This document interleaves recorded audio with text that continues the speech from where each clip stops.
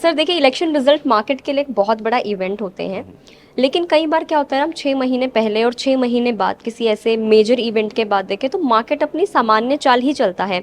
Long term वाले जो investors हैं उनको डरने की ज़रूरत नहीं होती। अब चूंकि इलेक्शन रिजल्ट का दिन है, वो आने वाला है, तो आप क्या सलाह देंगे कि 4 जून के लिए इलेक्शन रिजल्ट के दिन वाले जो डे होगा उसमें अपने पास इन्वेस्टर को कुछ कैश रखना चाहिए ताकि वो उस दिन रिजल्ट डे वाले दिन डिप्लॉय कर सके? आप क्या सलाह देंगे? सो यूजुअली हमारा मानना है कि किसी भी इन्वेस्टर के पास at any point of time कुछ कैश होना चाहिए। राइट। सो अगर हम बात करें इस पर्टिकुलर इवेंट को लेके, तो अगर कैश पहले से है तो ऑफ कोर्स उसको लगाने की इमीडिएट जल्दी नहीं करनी चाहिए, because there could be opportunity to invest at a better point. Right. Now अगर कैश ऑलरेडी नहीं है, दैट मीन्स आपके पास, इन्वेस्टर्स के पास ऑलरेडी बहुत अच्छे स्टॉक्स थे और उन्होंने मौका देख के इन्वेस्टमेंट कर ली है, तो उनमें से अगर कुछ स्टॉक्स ऐसे हैं जिनके ऊपर एक अच्छा प्रॉफिट आ रहा है और उनको लगता है कि इनकी फंडामेंटल वैल्यूएशंस जिस लेवल पे वो होनी चाहिए पीक में वहां पे आ गई हैं, तो थोड़ा सा अगर प्रॉफिट बुकिंग करके 25-30% लेवल कैश पे आ जाए तो I think that will be not a better, it will be a better choice. इसको हम समझेंगे डे वाइज, हम लोग इसको समझेंगे जो आपने अभी थोड़ा एक्सप्लेन करा। उससे पहले मेरा एक क्वेश्चन है कि ट्रेंड ये देखने को मिलता है कि मंडे को मार्केट में थोड़ा सा करेक्शन आता है। अब आप ये देखिए, 1 जून को जब हमारा लास्ट फेज की वोटिंग होनी है तो वो है सैटरडे। एग्जिट पोल्स उसी दिन आ जाएंगे, ऑलमोस्ट क्लियर हो जाएगा एग्जिट पोल्स वाले दिन। उसका जो मार्केट पे रिएक्शन देखने को मिलेगा वो डायरेक्ट मंडे को देखने को मिलेगा। तो आपको क्या लगता है कि क्या मंडे को मार्केट कैसा रहने वाला है? यानी कि हम इलेक्शन रिजल्ट जब आएगा उससे एक दिन पहले क्या ये ट्रेंड, करेक्शन वाला ट्रेंड देखने को मिलेगा, या जिस तरीके से मार्केट ऑल टाइम हाई पर है अभी, लास्ट वीक की हम लोग बात कर रहे हैं, वो कंटिन्यू रहेगा? सो वॉलेटिलिटी इंडेक्स जो बता रहा है वो ये बता रहा है कि lot of action will be there, ये तो बात क्लियर है। लो, इसका जो इम्पैक्ट है, जैसे आपने एग्जिट पोल से कनेक्ट किया, हमने कई बार देखा है कि एग्जिट पोल्स कई तरह के आते हैं। हाँ. तो एक एग्जिट पोल तो है नहीं है। ट्रू। ना अगर सबके सब एग्जिट पोल एक ही तरफ डायरेक्शन दे रहे हैं तो उसका इम्पैक्ट मार्केट पे आ सकता है। ना अगर उसमें भी वेरिएंस है तो मार्केट में also not take the impact of that. So there could be a variance and we have seen in some of the Rajya Sabha election results also कि एग्जिट पोल से जो आउटकम है वो बिल्कुल ही different आया है। सो जैसे कि हम मानते हैं और समझते हैं कि मार्केट सब जानता है, तो मार्केट ने कहीं हद तक ये डिस्काउंट करके रखा हुआ है कि मोदी गवर्नमेंट दोबारा आएगी। राइट। ना अगर वो आने के ऊपर डाउट हुआ तो वो इवेंचुअली पता 4 तारीख को ही चलेगा, जिसके ऊपर डाउट अभी मार्केट को नहीं है। तो उसका इम्पैक्ट 3 को आएगा या 4 को आएगा, मेरा व्यू है कि उसका शायद इम्पैक्ट 4 को ही आएगा, अनलेस सारे के सारे एग्जिट पोल्स इस तरफ डायरेक्शन करें कि मोदी गवर्नमेंट नहीं आने वाली है 3 तारीख को। अच्छा, आप ये मानते हैं कि 3 को उतना मेजर देखने को नहीं मिलेगा, 4 को इम्पैक्ट आएगा? मैंने बोला कि अगर सारे के सारे एग्जिट पोल्स इस तरफ डायरेक्शन देते हैं कि मोदी गवर्नमेंट नहीं आने वाली है, जो कि अभी मार्केट नहीं मान रही है, तो उसका इम्पैक्ट 3 को आना चाहिए।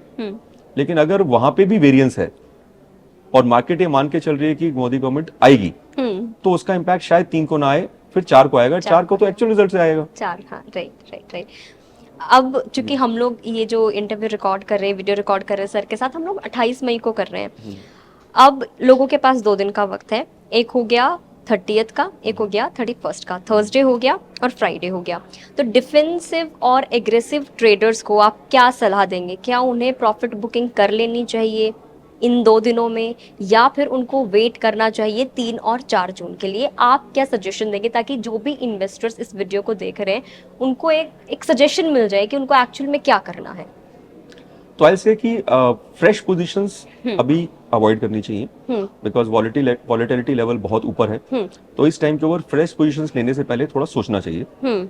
जहां तक रही बात जिन लोगों ने ऑलरेडी इन्वेस्ट कर रखा है या जिनकी कोई ओपन ट्रेड पोजीशंस चल रही हैं, क्योंकि इसके ऊपर सिर्फ एक यही डेटा पॉइंट नहीं है, और भी सही कई सारे डेटा पॉइंट्स हैं जो कि आने वाले हैं। एक्सपायरी भी है, जीडीपी डेटा पॉइंट भी है, और अपना काफी सारी चीजें और चल रही हैं। तो उस केस में जहां जहां पे प्रॉफिट्स दिख रहे हैं, थोड़ी पोजीशन लाइट करके चलेंगे तो ज्यादा अच्छा रहेगा। ज्यादा लिवरेज पोजीशन नहीं होनी चाहिए। जहां पे लॉन्ग टर्म स्टॉक्स होल्ड कर रहे हैं, फंडामेंटली अच्छे स्टॉक्स लिए हुए हैं, तो उनके ऊपर ज्यादा वरी करने की जरूरत नहीं है। राइट। और सबसे बड़ी चीज भी होती है शेयर मार्केट में, पेशेंस होना बहुत जरूरी है। आप धैर्य से काम लें, ज्यादा चिंता करके, तनाव करके आप आगे ना लें। सर, अगर मैं पर्टिकुलर, मैं सिर्फ आपकी बात करूँ तो आपको क्या लगता है आप किस सेक्टर्स और किस थीम के ऊपर बुलिश हैं? So when you ask me, you are asking me or the company view? I am asking your views. My view. So my view is aligned with my company view that हमें वो sectors पे ध्यान देना चाहिए जो कि देश की तरक्की के लिए काम कर रहे हैं, एंड वही थीम्स अगर आप देखोगे पिछले 4-5 साल में सबसे ज्यादा चले हैं, एंड वो I think no prizes for guessing, infrastructure is one of them. We have seen the kind of road infrastructure which has improved. We have to think of railways. We have to also think about defense. India, जहाँ पे कि most of the time we have been importing defense things. Now we have started exporting that. So defense, infrastructure, and railways, these are the areas which have been clearly working for us, and they are working for the growth and development of the country. Now, other than that, one sector which is there important for everyone is banking, because without which you cannot do anything. True. So India को देखते हुए हमारी जो basic necessities हैं उनको अगर मैं एक लास्ट सेक्टर ऐड करना चाहूँ तो उसमें पावर होगा, बिकॉज इसकी हमेशा जरूरत रहेगी. तो अगर इन 4-5 सेक्टर के ऊपर दिमाग लगाएं और इंडिया की डेमोग्राफिक्स के ऊपर देखें तो आई थिंक ये सेक्टर्स हमेशा चलते रहेंगे. एग्जिट पोल में आप मार्केट के लिए क्या कुछ रिस्क देख रहे हैं? एग्जिट पोल में रिस्क जो है वो सिर्फ और सिर्फ उतना है कि क्या बीजेपी की सरकार दोबारा आएगी या नहीं आएगी. Right. Now having said that, अगर आप पिछले 10 इलेक्शंस को निकाल के देखें तो उसमें देखेंगे कि 8 बार मार्केट इलेक्शंस के बाद भी थोड़े से गैप के बाद ऊपर ही बढ़ी है, ऊपर बढ़ गई है. तो as long as there is a political stability, जो हम मान के चल रहे हैं कि अगर बीजेपी सरकार आएगी तो पॉलिटिकल स्टेबिलिटी रहेगी. ना इसका मतलब ये नहीं है कि अगर बीजेपी सरकार नहीं आएगी तो पॉलिटिकल स्टेबिलिटी नहीं रहेगी. ना तो हमारे पास एक सिचुएशन सिर्फ वही है जहां पे कि markets will not behave in a right manner in growth phase if there is a unstable government, and unstable government can only impact the market negatively. Otherwise, if there is a stable government, the policies जितनी भी शुरू हो चुकी हैं, जितना infrastructure projects के ऊपर investment हो चुकी है, जितना ग्रोथ हम ऑलरेडी जिसके ऊपर 10 साल में काम हो चुका है, आई थिंक कोई भी स्टेबल गवर्नमेंट उसको छेड़ना नहीं चाहेगी. बिल्कुल. तो on one side we say that Modi government should come back, which we all believe that, but if there is a stable government we can expect the markets will continue to go up. Right. अब अगर हम particular 4 जून की बात करें, साफ सीधे शब्दों में समझेंगे सर, 4 जून को इन्वेस्टर्स क्या करें? 4 जून को इन्वेस्टर्स को ये देखना चाहिए कि जो स्टॉक्स मुझे अच्छे प्राइस पे अगर मिल रहे हैं, हाँ, तो उनकी वेट फर्दर नहीं करनी चाहिए कि ये और गिरेंगे. और अगर गिरे तो हाँ, तो उनको खरीद लेना चाहिए. और लॉन्ग टर्म के हिसाब से ये सोचना चाहिए कि now this event is over, now we have to look at the further events which are going to be budget, and which is the next event which will people start talking about it from the 5th of June. 5th of June. Right. हाँ, क्योंकि 5 जून की अगर हम बात कर लेते हैं, 5 जून, अब उस वाले पर्टिकुलर वीक की बात करते हैं जब हमारे रिजल्ट्स अनाउंस होंगे, तो पूरे हफ्ते एक थोड़ा सा उतार चढ़ाव हमें देखने को मिल सकता है. 4 जून की बात आपने बता दिया. 5 से 8 जून के लिए उस पर्टिकुलर वीक में शेयर मार्केट को आप कैसे देखते हैं, और इन्वेस्टर्स की क्या स्ट्रैटेजी होनी चाहिए उन 3-4 दिनों के लिए? I think the volatility index will come down. I mean जितनी अनसर्टेनिटी है वो थोड़ी सी एक बार सेटल हो जाएगी. तो 1 या 2 दिन लग सकते हैं मार्केट को एक बारी अपने सिचुएशन को होल्ड करने में, but sooner the later people will start talking about other things which are going to come after that. And of course the big thing is going to be budget, and then the first quarter results. तो ये दोनों चीजों के ऊपर लोगों का ध्यान आ जाएगा इमीडिएटली. आई एम अज्यूमिंग कि उस केस में कि हमें क्लियर मेजोरिटी मिल जाती है और गवर्नमेंट स्टेबल आ जाती है, because then people start talking about कि अब मोदी गवर्नमेंट या कोई भी गवर्नमेंट बजट में क्या करने वाली है, बजट में क्या करेगी. तो एक बार वॉलेटिलिटी खत्म हो गई तो then people will come back to the basics. Right. हम लोग अक्सर यही बात करते हैं कि इन्वेस्टर्स को क्या करना चाहिए प्रॉफिट बनाने के लिए, क्या करना चाहिए, प्रॉफिट बुकिंग कर लेनी चाहिए, होल्ड करना चाहिए, बाय करना चाहिए. अब हम ये जानेंगे, क्योंकि ये दिन बहुत ज़्यादा खास है, ये जो एक हफ्ता है ये बहुत ज़्यादा इंपॉर्टेंट है. कौन सी ऐसी चीज़ है जो इन्वेस्टर्स को अवॉइड करनी चाहिए रिस्क से बचने के लिए, लॉस से बचने के लिए? बहुत पैनिक नहीं करना चाहिए. if investors have invested in any specific companies after looking at the fundamentals of the company, तो इस सब पूरे इम्पैक्ट से उस कंपनी के फंडामेंटल पे तो कोई चेंज नहीं होने वाला है. तो अगर हम किसी कंपनी के फंडामेंटल और उसके बिजनेस मॉडल को बिलीव करते हैं तो ये short term volatility is not going to impact the long term prices of that particular company or the markets. Right. So ये शॉर्ट टर्म चीजें हैं जो ऊपर नीचे चलेंगी थोड़े टाइम के लिए. इस पे ट्रेडर्स को इम्पैक्ट हो सकता है, इन्वेस्टर्स को इसके ऊपर ज्यादा वरी करने की जरूरत नहीं है. राइट. बहुत अच्छे से एक्सप्लेन किया आपने.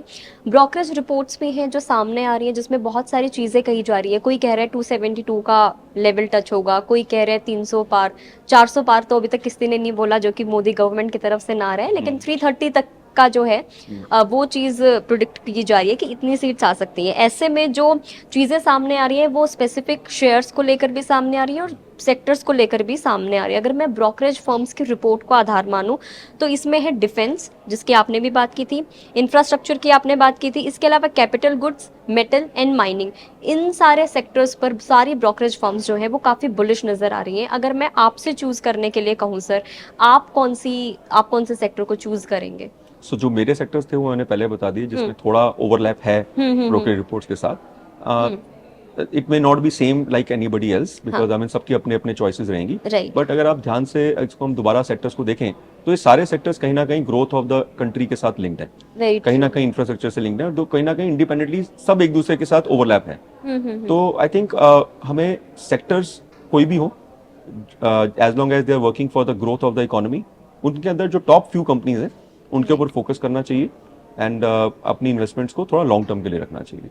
एंड शॉर्ट टर्म में ट्रेडर्स को वरी करना चाहिए, इन्वेस्टर्स को वरी नहीं करना चाहिए। इन्वेस्टर्स को जितना मैंने पिछले 10-15 दिन या एक महीने के अंदर इन्वेस्टर से बात करी है, एक हाइट ऑफ पैनिक सबके अंदर दिख रहा है। ओके। और वो हाइट ऑफ पैनिक जो है आई थिंक वो ज्यादा इसलिए है क्योंकि निफ्टी ऑल टाइम हाई पे है।